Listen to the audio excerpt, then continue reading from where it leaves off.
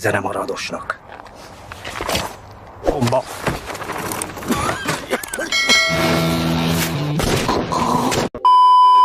Halo teman-teman, kali ini kita akan membahas sebuah film yang berjudul Kill on Wheels. Bercerita tentang seorang pembunuh bayaran. Uniknya, film ini memanfaatkan tubuhnya yang lumpuh untuk menghabisi musuhnya. Bersama dua temannya yang juga menderita cacat fisik. Jadi daripada lebih lama, yuk kita mulai ceritanya, man.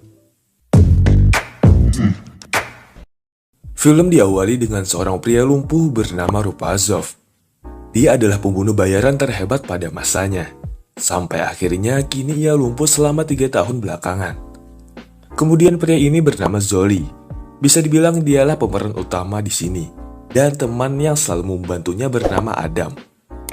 Mereka sama-sama cacat dan sekarang mereka tinggal di asrama. Zoli juga sering membuat sebuah komik. Ia mengisi waktu luangnya.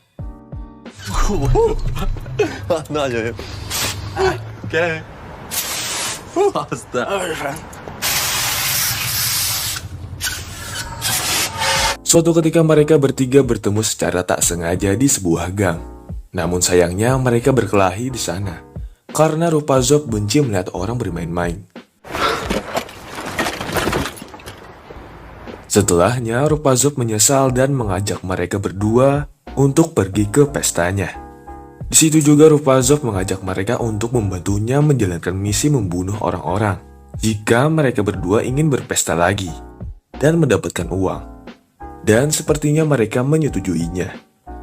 Beberapa hari kemudian Zoli hendak dioperasi karena katanya mantan suami ibunya membayar penuh operasi tersebut. Bagi Zoli itu bukan kabar gembira. Zoli malah kesal atas keputusan tersebut dan menolaknya.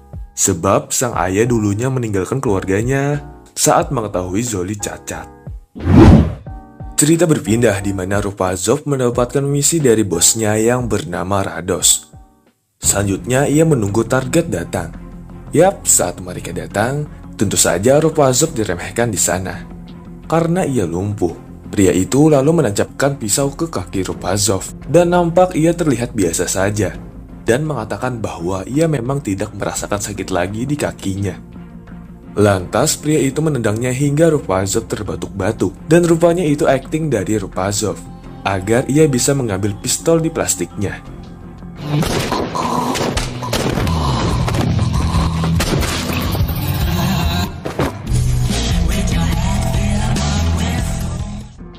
Jadi pada akhirnya mereka lah yang terbantai. Kemudian datanglah ambulan dan ia dirawat oleh seorang suster yang merupakan wanita yang dicintainya.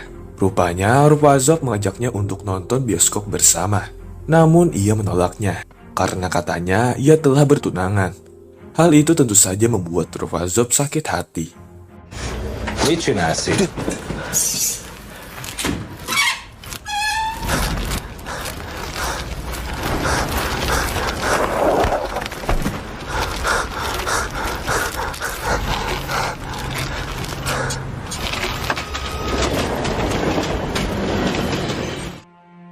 Selanjutnya, Rupazov menerima uang hasil misinya tersebut. Dan sang bos mengatakan bahwa tidak ada yang boleh tahu tentang pekerjaan tersebut. Juga tidak boleh ada orang yang membantunya. Rupazov mengiyakannya, yang padahal ia dibantu dua rekannya yang cacat sebelumnya. Beberapa hari berikutnya, Rupazov melatih kakinya agar bisa kembali berjalan. Dan kebetulan ia bertemu Zoli. Nah, di sana Rupazov menyuruhnya agar tidak usah lagi membantu dalam misi pembunuhannya. Akan tetapi Zoli menolak dan ingin terus bekerja sama.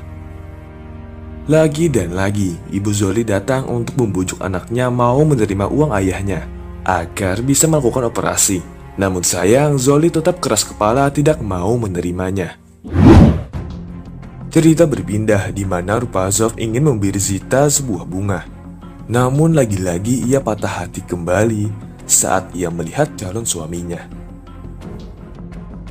Kembali ia mendapatkan misi untuk membunuh seorang pejabat, di mana ia memanfaatkan dirinya yang lumpuh agar tidak dicurigai.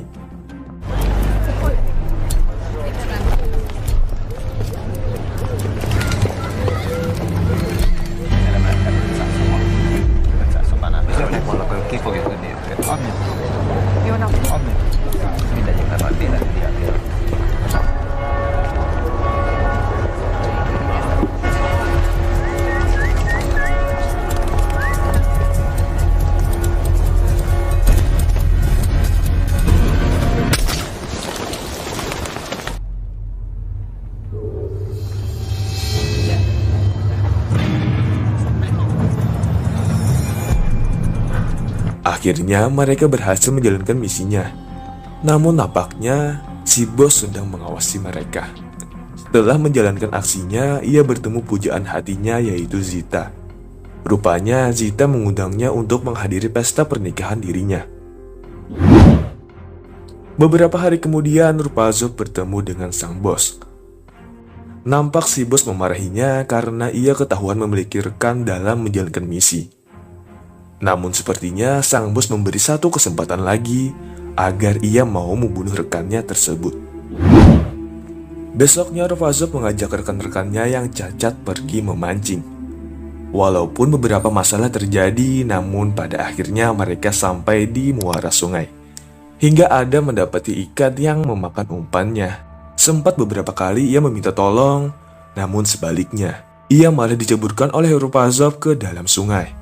Dan juga mendorong Zoli yang mana mereka sama sekali tidak bisa berenang.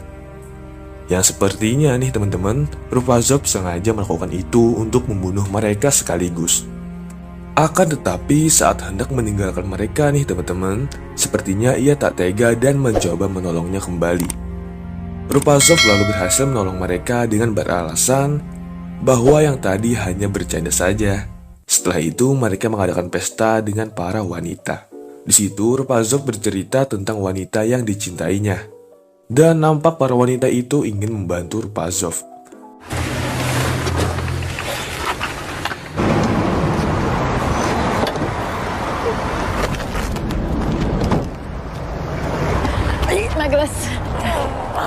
Kemudian besok harinya, Rupazov ingin bertemu Zita dengan berlagak sudah tidak lumpuh lagi, sambil bersandar di depan taksi.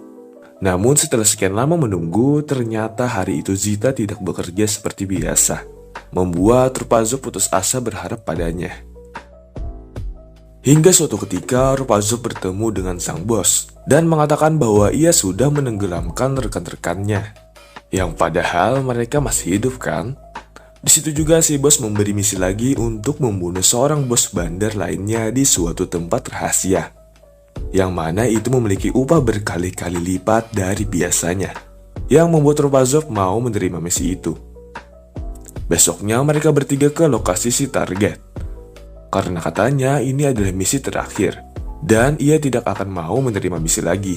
Singkat cerita, tibalah Rupazov di tempat bos besar musuh, dan mengatakan bahwa ia ingin berbicara pada atasannya, karena curiga ia diperiksa sangat ketat terlebih dahulu. Namun mereka tidak menemukan hal-hal yang aneh, yang pada akhirnya Rupazov dibawa masuk.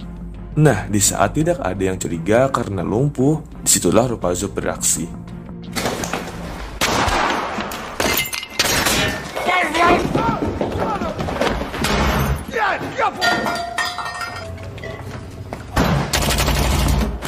Let's force them on.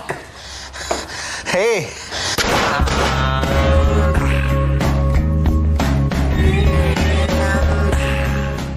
Alhasil Rupazov berhasil mengalahkan semua orang yang ada di situ dan bergegas kabur dari sana.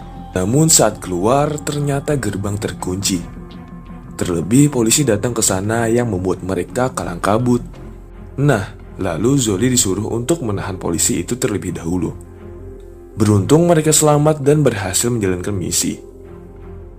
Kemudian setelah kejadian itu, Rupazov menagih upah dari misinya kepada sang bos. Namun aneh, si bos itu membawanya ke tempat tersembunyi yang rupanya si bos tahu selama ini rekan-rekannya masih hidup, dan Rupazov dipaksa menggantungkan dirinya.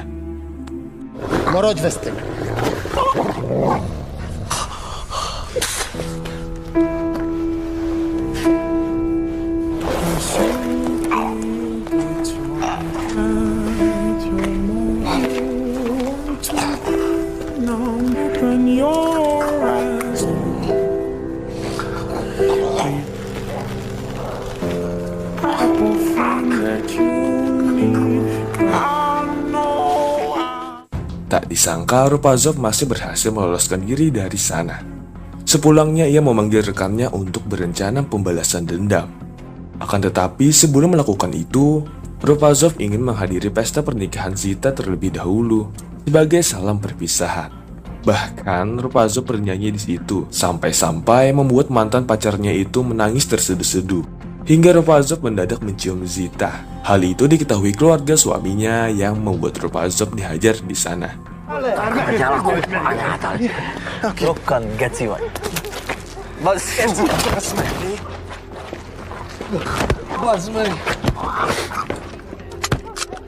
Namun di situ Zoli datang dengan mengancamnya dengan pistol, lalu membawanya pulang. Singkat cerita, setelah beberapa hari mengintai rumah si bos, Zoli dan Ropazov muncul di rumah tersebut dan mengatakan bahwa ia hanya ingin upah sebelumnya. Akan tetapi si bos mengancam jika ia bergerak sedikit saja, maka para anjing miliknya akan menyerang mereka. Tak disangka Ropazov tetap bergerak dan mengambil pistolnya untuk menembak gas pemadam di sana, yang membuat para anjing itu ketakutan dan berlarian keluar. Tak ada pilihan lain, sang bos menyerang Ropazov dengan sebilah pisau. Akibatnya Ropazov mendapatkan beberapa tusukan, dan anehnya Zoli tidak menembaknya, hingga Ropazov mati terlebih dahulu. Setelah berhasil membuat mereka mati, Zoli lalu mengambil uang di sana, agar ia bisa membayar operasinya.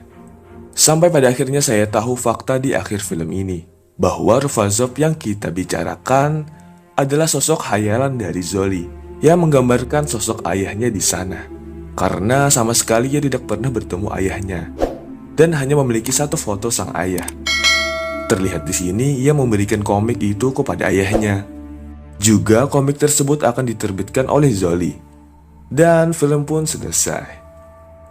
Tolong bantu like video ini ya teman-teman. Terima kasih dan bye.